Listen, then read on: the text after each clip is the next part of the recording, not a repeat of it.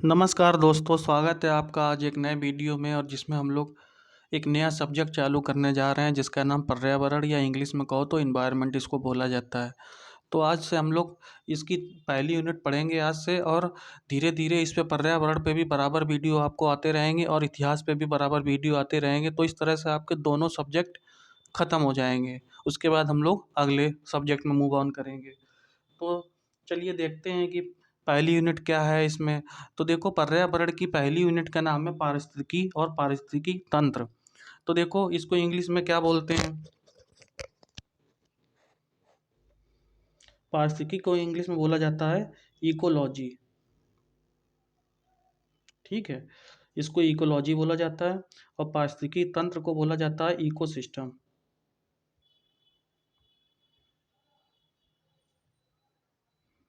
तो इसको इकोसिस्टम बोला जाता है और इसको बोला जाता है इकोलॉजी। तो ठीक है, देखो अब ये एक पिक बनी हुई है और इसको पिक को ध्यान से देखो कि पहले इन्वायरमेंट कैसा था और आज हम लोग फैक्ट्री और जितने भी गाड़ियां हैं, गाड़ियों से जो कार्बन मोनोऑक्साइड गैस निकलती है, मीथेन गैसें निकलती हैं और भी खतरनाक गैसें निकलती हैं, सल्फर सल्फर भी निकलता है। तो उससे पर्यावरण पर और जो बड़ी बड़ी फैक्ट्रियाँ रन कर रही हैं उनसे जो ग्लोबल वार्मिंग को जनरेट करने वाली गैसेस निकलती हैं, तो उससे पर्यावरण को देखो क्या नुकसान हो रहा है। तो ये देखो, एक ये पिक बनी हुई है जिसमें आप देखिएगा राइट साइड, तो राइट साइड में पूरी ग्रीनरी है और लेफ्ट साइड में देखिएगा तो फैक्ट्री लगी हुई है और पेड़ों की क्या स्थिति हो गई है। तो देखो होता है क्या है कि जो पेड़ होते हैं ये हमारे इकोसिस्टम में और इकोलॉजी में बहुत महत्वपूर्ण भूमिका निभाते हैं। ये क्या करते हैं कि जो भी कार्बन डाइऑक्साइड हम लोग छोड़ते हैं या कार्बन डाइऑक्साइड जो हमारे घरों में, ऑफिसों में जो एसी लगी रहती है, रेफ्रिजरेटर लगा रहता है या बड़ी बड़ी मशीनें लगी रहती हैं, जो वो कार्बन डाइऑक्साइड गैसें छोड़ती हैं, तो उसको ये पेड़ जो है एब्जॉर्ब कर लेते हैं और बदले में हमको ऑक्सीजन देते हैं। तो होता क्या है कि जब पेड़ धीरे धीरे ख़त्म होते जाएंगे तो कार्बन डाइऑक्साइड को एब्जॉर्ब करने वाला इस धरती पे कोई भी ऐसा कोई चीज़ ऐसी कोई भी चीज़ नहीं है पेड़ों को छोड़ के जो कार्बन डाइऑक्साइड को एब्जॉर्ब कर सके। तो देखो होता क्या है कि जब कार्बन डाइऑक्साइड को एब्जॉर्ब करने वाला कोई भी हमारे पास सिस्टम नहीं रहेगा तो क्या होगा कि इस धरती की जो कार्बन डाइऑक्साइड वो बढ़ती जाएगी मात्रा। जब उसकी कार्बन डाइऑक्साइड की मात्रा बढ़ती जाएगी तो इस धरती, देखो कार्बन डाइऑक्साइड जो होती है वो एक गर्म गैस होती है। इसको तो जब ये बढ़ती जाएगी तो धरती का तापमान धीरे धीरे बढ़ता जाएगा और जब धरती का तापमान बढ़ता जाएगा तो जो नॉर्थ पोल पे देख रहे हो, नॉर्थ पोल अभी मैं आने वाले वीडियो में बताऊंगा नॉर्थ पोल में क्या है कि आइस जमी हुई है और वो नॉर्थ पोल में जब आइस पिघल जाएगी तो बहुत सारे देशों में बाढ़ आ जाएगी। तो जैसे बम्बई के बारे में अक्सर कहा जाता है कि बम्बई और चेन्नई शहर ये आने वाले समय में बाढ़ से डूब जाएंगे। तो ऐसा क्यों कहा जा रहा है? क्योंकि पृथ्वी का टेम्परेचर बढ़ रहा है। ठीक है, अब पृथ्वी के टेम्परेचर को बढ़ने से रोकने के लिए हमें जितने भी ये ग्लोबल वार्मिंग वाली गैसें हैं उनको रोकना पड़ेगा और उनको रोकने के लिए हमें ज़्यादा से ज़्यादा पेड़ लगाने पड़ेंगे। पर हो क्या रहा है आज के समय में कि पेड़ काटे जा रहे हैं और बड़ी बड़ी इंडस्ट्रियलाइजेशन के नाम पे और कंक्रीट के सिटी बनाए जा रहे हैं। आप कंक्रीट के सिटी देखिए, पूरी दुनिया में हर जगह कंक्रीट के सिटी बन रहे हैं पर कोई भी पेड़ों का सिटी नहीं बन रहा है जिसको कहा जाए ग्रीन सिटी है ये। तो इस तरह का कोई भी सिटी नहीं बन रहा है। तो धीरे धीरे जिस तरह से इंडस्ट्रियलाइजेशन हो रहा है और औद्योगिकरण बढ़ रहा है तो आने वाले समय में पृथ्वी का तापमान अगर 2 से 3 डिग्री भी बढ़ गया तो पूरे बम्बई और चेन्नई जैसे जो शहर है जो समुद्र के किनारे हैं ये डूब जाएंगे। तो देखो ये तो पिक ये पर्यावरण का महत्व समझाने के लिए मैंने पिक लगाई हुई है। अब देखो आगे बढ़ते हैं। वातावरण जिसको इन्वायरमेंट बोला जाता है या पर्यावरण बोला जाता है, इसकी परिभाषा क्या है? तो देखो ये लिखी हुई है कि वातावरण और पर्यावरण का मतलब क्या है। तो पर्यावरण का अगर संधि करो तो ये संधि करके बनता है, संधि विच्छेद करो तो ये बनता है परि प्लस आवरण। परि मतलब होता है बाहर का और आवरण मतलब होता है जो चीज़ ढकती है। तो हमें जो है कोई भी पर्यावरण का मतलब हिंदी में ये हो गया है कि हमें कोई भी चीज़ जो हमको चारों तरफ से ढक रही है, जैसे आप ले लो जंगल है, सब गैसें हैं, नाइट्रोजन गैस है, ऑक्सीजन गैस है, तो ये भी तो एक वातावरण का निर्माण करती है। अगर ये गैसें खत्म हो जाएगी तो इस धरती पर निर्वात उत्पन्न हो जाएगा, और अगर इस धरती पर निर्वात उत्पन्न हो जाएगा तो सांस कहाँ से लोगे, ऑक्सीजन कहाँ से लोगे, कार्बन डाइऑक्साइड कहाँ से छोड़ोगे। तो देखो जीवन पूरी पृथ्वी पे खत्म हो जाएगा।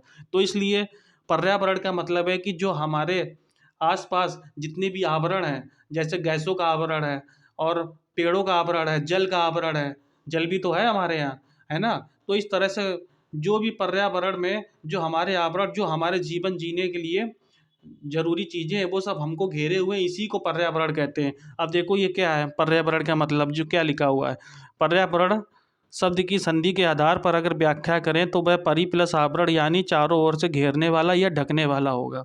अतः हम कह सकते हैं कि वातावरण वह वस्तु है जो व्यक्ति को चारों ओर से ढककर आकर्षण उत्पन्न करती है। तो ये समझ गए कि पर्यावरण क्या है। चलो अब आगे देखते हैं।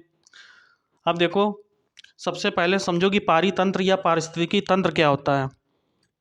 ठीक है, तो देखो होता क्या है कि जैसे पारिस्थितिकी तंत्र में देखो क्या होता है कि दो चीज़ें होती हैं, जैविक इकाई होती है, एक अजैविक इकाई होती है। जैविक इकाई में क्या होगा, तो जैसे जिसमें जीवन होता है, और अजैविक क्या है, जिसमें जीवन नहीं है। ठीक है, तो देखो हम जो है जैसे मनुष्य है तो मनुष्य जैविक है, कोई जानवर है तो वो जैविक है। तो हम जो है कोई क्रिया करके कोई अजैविक के ऊपर क्या रिएक्शन करते हैं और अजैविक हमारे ऊपर रिएक्शन क्या कर रहा है, तो इसके बीच के जो संबंध होता है इसी को पारिस्थितिकी तंत्र बोला जाता है।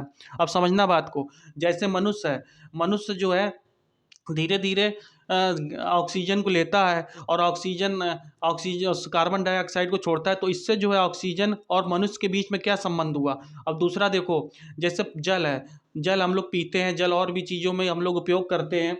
तो जल का जो रिसोर्सेस है पूरी दुनिया में, इस पृथ्वी पे जो जल का रिसोर्सेस है वो धीरे धीरे कम हो रहा है। आज हम लोग कह रहे हैं कि ग्राउंड वाटर बहुत लेवल लो इसका नीचे जा रहा है।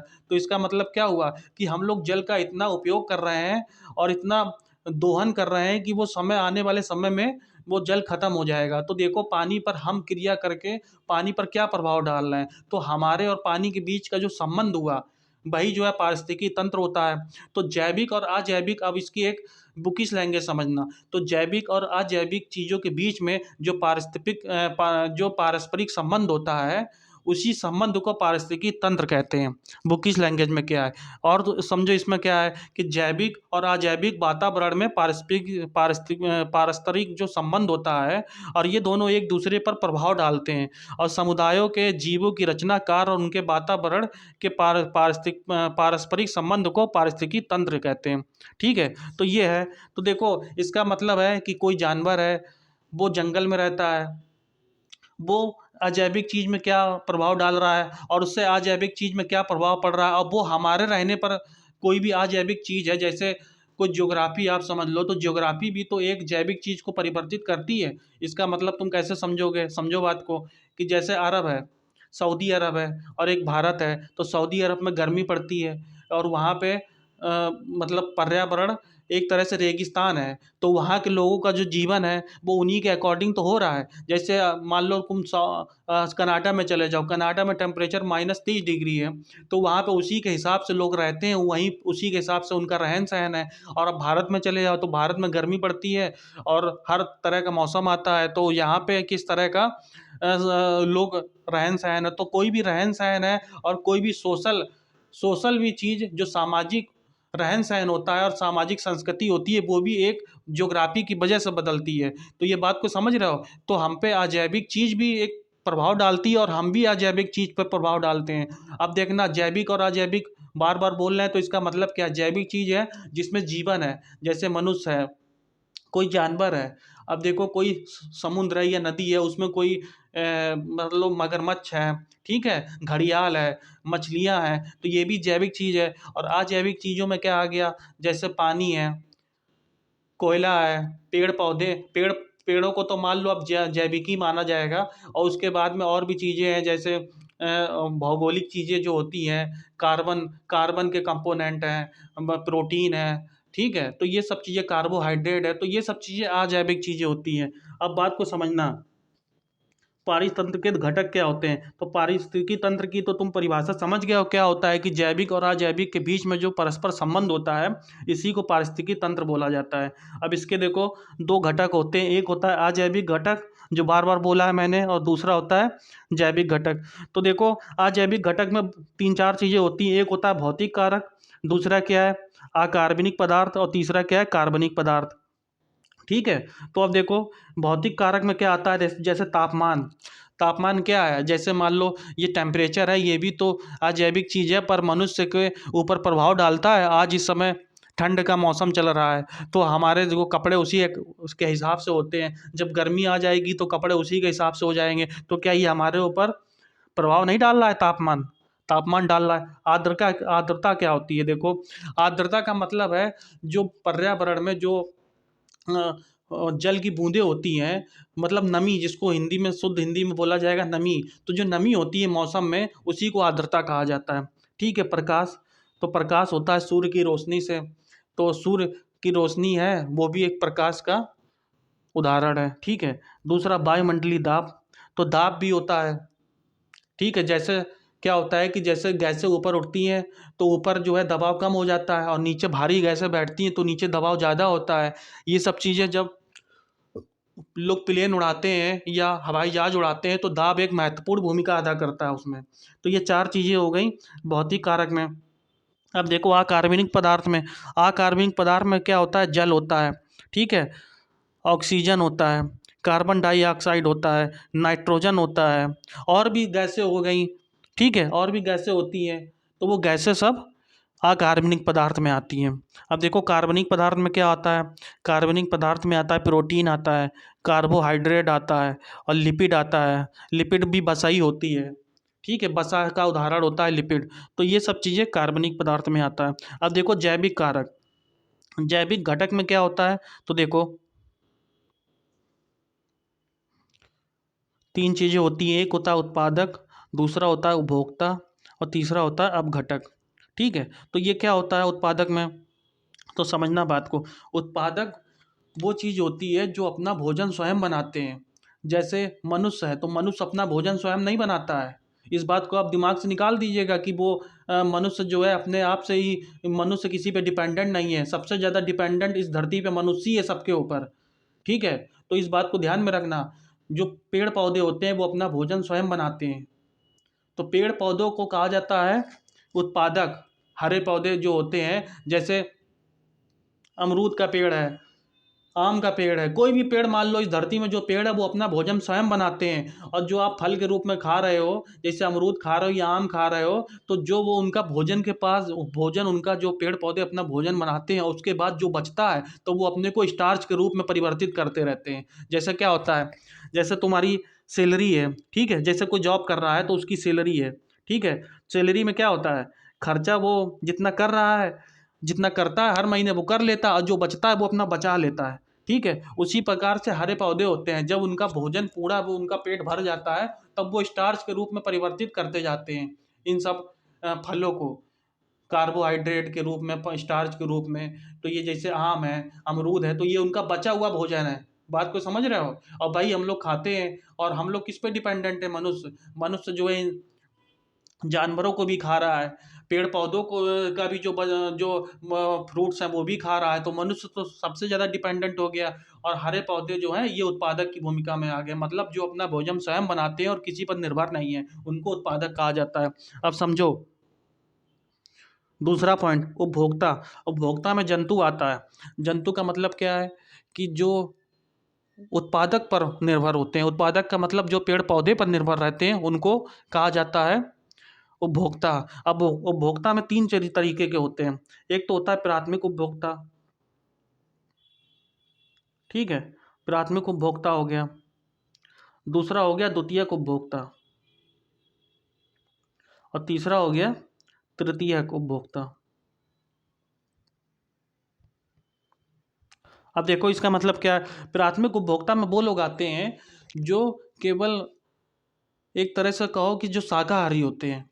और शाकाहारी का मतलब है जो पेड़ पौधों का जो बनी हुई चीज़ें खाते हैं, बस वही सब फल सब्जियाँ खाते हैं, वही जो है शाकाहारी में आते हैं। और द्वितीयक उपभोक्ता में क्या आता है कि जो साथ में उत्पादक की तो चीज़ें खा ही रहे हैं और साथ में मांस भी खाते हैं। जैसे छिपकली है, छोटे छोटे इसमें आते हैं, छिपकली है, तुम्हारा कोई मछली हो गई, इस तरह से हो गया। तीसरा क्या होता है, तृतीय उपभोक्ता में ये जो है उच्च मांसाहारी होता है। उच्च मांसाहारी का मतलब ये पेड़ पौधे का तो चीज़ें खाता ही है और साथ में इनको भी खाता है, प्राथमिक उपभोक्ता या द्वितीय उपभोक्ता को इनको भी खाता है। जैसे इसमें गाय हो गया, अगर प्राथमिक उपभोक्ता में, क्योंकि गाय मीट नहीं खाती है ना, गाय तो शाकाहारी होती है और शुद्ध शाकाहारी, वो तो बहुत सबसे सीधा जानवर होता है गाय। तो जैसे ये शेर है, तो शेर किसी गाय को खाएगा और शेर मान लो कोई फ्रूट्स पड़ा हुआ है तो वो भी खा रहा है, तो ये सर्वाहारी एक तरह से होता है। तो इस तरह से ये उपभोक्ता हो गया। अब देखो, अब घटक क्या होता है, ये बैक्टीरिया वगैरह होते हैं, छोटे छोटे बैक्टीरिया होते हैं जो चीज़ों को अपघटक कर देते हैं। जैसे कोई चीज़ तुमने बनाई और जैसे पपीता तुमने रख दिया या कोई भी फल फ्रूट रख दिया या सब्जी रख दी, तो उसमें थोड़ा धीरे धीरे धीरे रखते रखते उसमें बैक्टीरिया लग जाता है, वो चीज़ खराब हो जाती है, तो ये होते हैं बैक्टीरिया। ठीक है, तो इस तरह से ये अब समझ लो, ये देखो, ये पूरा तुम पारिस्थितिकी तंत्र के घटक समझ गए हो। अब उसके बाद आगे देखते हैं, अब इकोसिस्टम के और क्या क्या पार्ट होते हैं। तो देखो, इकोसिस्टम दो तरह का होता है, एक होता है नेचुरल इकोसिस्टम और दूसरा होता है आर्टिफिशियल इकोसिस्टम। अब बात को समझना, नेचुरल में क्या होगा, तो नेचुरल में होता है,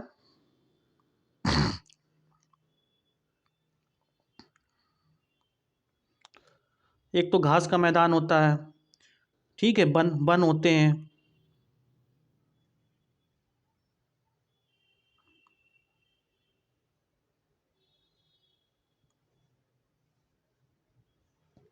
और देखो मरुस्थल भी पारिस्थितिकी तंत्र, मरुस्थलों का भी पारिस्थितिकी तंत्र होता है। तो ये जो है प्राकृतिक होता है। दूसरा जलीय होता है।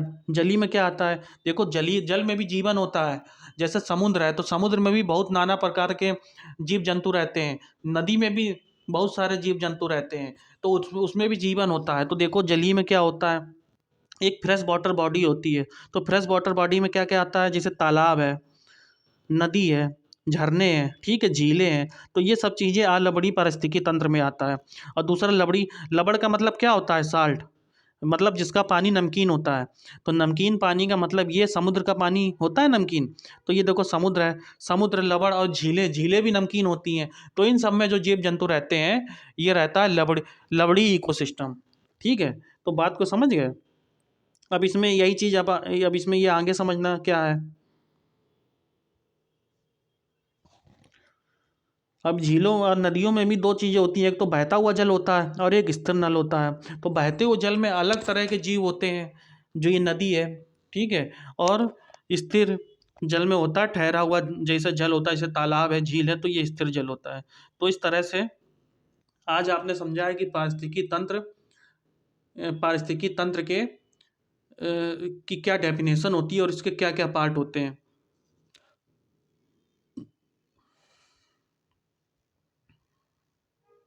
चलो अब कुछ क्वेश्चन देखते हैं।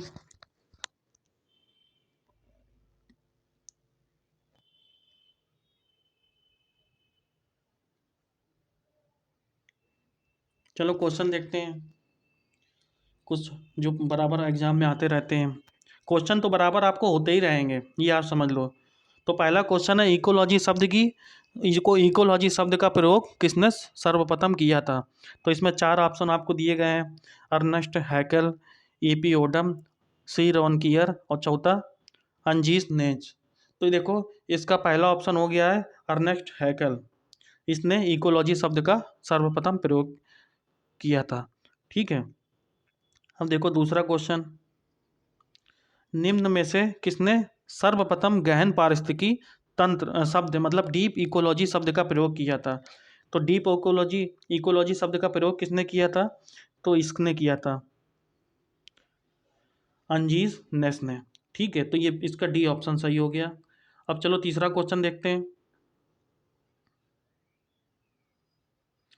पारिस्थितिकी की निकेत मतलब जिसको नीचे भी बोलते हैं, एक मिनट, इसको बोला जाता है नीचे।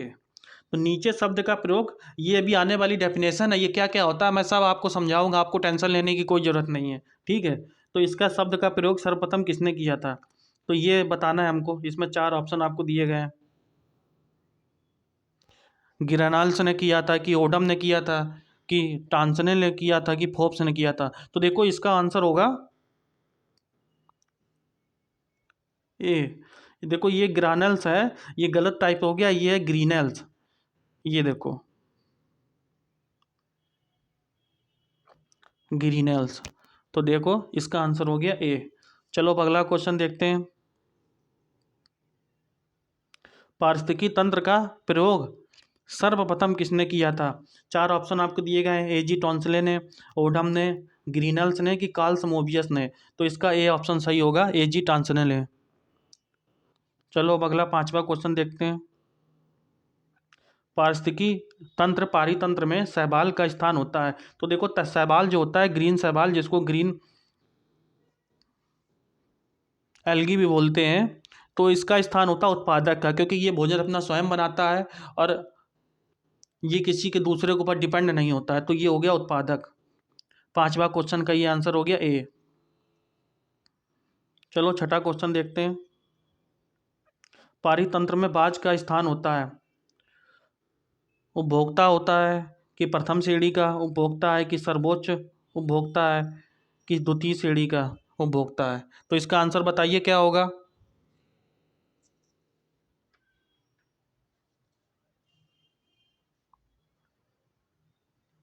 तो इसका आंसर होगा सी, सर्वोच्च उपभोक्ता, मतलब सर्वोच्च श्रेणी का, क्योंकि बाज जो है सर्वाहारी होता है।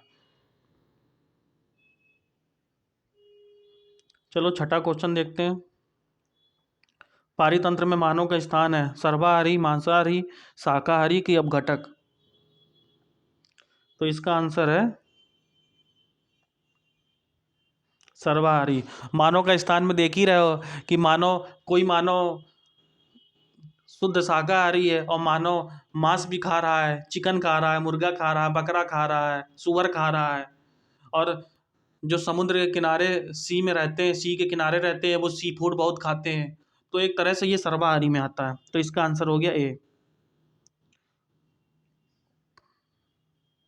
चलो आठवां क्वेश्चन देखते हैं। पोषण में अपघटक होते हैं, स्वपोषी है, परपोषी है, मर्तोपजीवी है।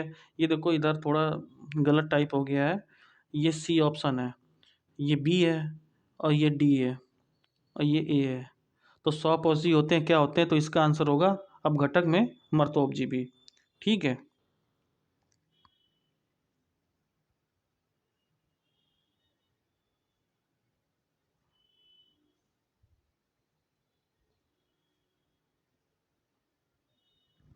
तो चलो अब अगला क्वेश्चन देखते हैं। नवा क्वेश्चन है, उपभोक्ता के अंतर्गत निम्न में से कौन नहीं आता है। शाकाहारी नहीं आता है, परजीवी नहीं होता है, मर्तोपजीवी नहीं होता है, कि इसमें से डी ऑप्शन है, इनमें से कोई नहीं। तो इसका ऑप्शन होगा मर्तोपजीवी,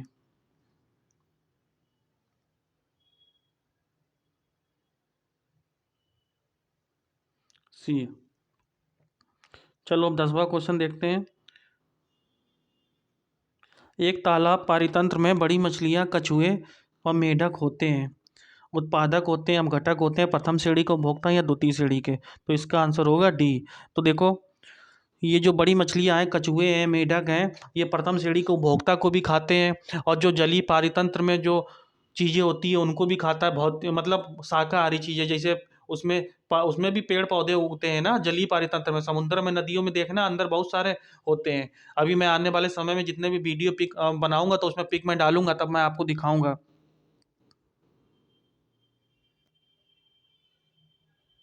तो इसका आंसर हो गया डी। अब ये 11वां क्वेश्चन है और आखिरी क्वेश्चन है। ये देखिए, पर्यावरण में अवांछनीय परिवर्तन करने से कौन सा संकट उत्पन्न होगा। तो इसमें चार ऑप्शन दिए गए हैं, पारितंत्र संकट, पारिस्थितिकी तंत्र संकट, या जैव विलुप्ति संकट, या जैव संकट। तो इसका आंसर होगा बी, पारिस्थितिकी तंत्र संकट। का मतलब ये है कि अगर आप पर्यावरण से छेड़छाड़ करेंगे और पर्यावरण में जितने भी पेड़ पौधे हैं वो काटेंगे, पृथ्वी का टेम्परेचर बढ़ाते जाएंगे, और धीरे धीरे क्या होगा, ग्लोबल वार्मिंग आ जाएगी। उससे क्या होगा, पारिस्थितिकी जो साइकिल है वो डिस्टर्ब हो जाएगा, क्योंकि पारिस्थितिकी साइकिल में बहुत सारी चीज़ें होती हैं, जैसे कार्बन साइकिल है, ऑक्सीजन साइकिल है, नाइट्रोजन साइकिल है, सल्फर की साइकिल है। अगर ये चक्र हैं, अगर ये परिवर्तित हो जाएंगे तो ये तो इस वायुमंडल में गैसों की मात्रा में परिवर्तन आ जाएगा, और गैसों की मात्रा में परिवर्तन हो जाएगा तो जीवन भी संकट में आ सकता है। तो इसलिए इस तरह से ये इसका आंसर हो गया बी। तो देखो इस तरह से ये 11 क्वेश्चन है, और आज आपने पारिस्थितिकी तंत्र क्या होता है और इसके कौन कौन से कंपोनेंट है ये आपने समझे हैं। अब अगला वीडियो इसके बाद जो इसका टॉपिक है वो बताएंगे। चलो फिर, चलो मिलते हैं अगले वीडियो में। जय हिंद दोस्तों, नमस्कार।